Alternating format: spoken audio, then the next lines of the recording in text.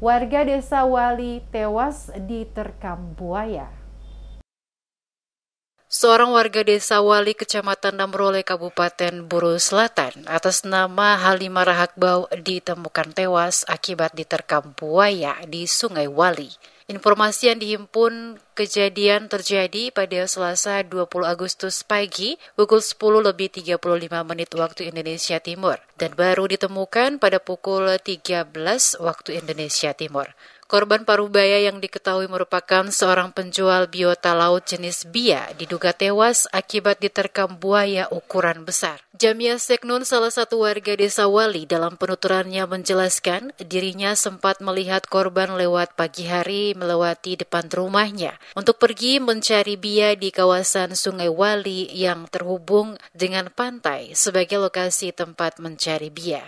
Dikatakan Jamia, korban biasanya bersama dengan berbagai orang lainnya melakukan pencarian bia pada lokasi Sungai Wali. Berselang tak lama, ada kabar dari warga desa bahwa ada buaya yang memakan orang di lokasi pantai Wali. Setelah dilakukan pengecekan dari beberapa warga yang biasanya melakukan pencarian bia bersama dengan korban, bahwa mereka tidak sempat melihat korban. Hal ini menimbulkan kecurigaan atas informasi adanya penemuan orang yang diterkam buaya hingga tewas. Setelah dilakukan penelusuran, ternyata benar bahwa korban yang tewas diterkam buaya adalah sosok yang bernama Halimah Rahakbau.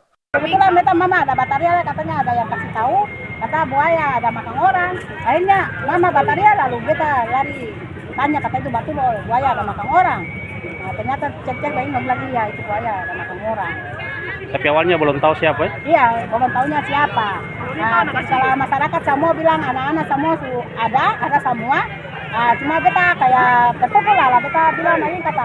Tapi yang perempuan jandon 2 orang yang tinggal di dia nih pulang ke Balong. Yang nama Mega dan Mama Halimah don jawab, yang Mega sudah pulang, tapi Mama Halimah belum pulang. Makanya kita bilang mesti cek di Wasan 2. Ada kasen, dong di Wasan 2 sampai di Wamseba. Yang ada, ternyata yang ada. Harga terpukul. Kata kita pikir tetap saja ini tetap antua, sen bisa sen tetap antua. Firasatnya begitu. Hasilnya memang antua.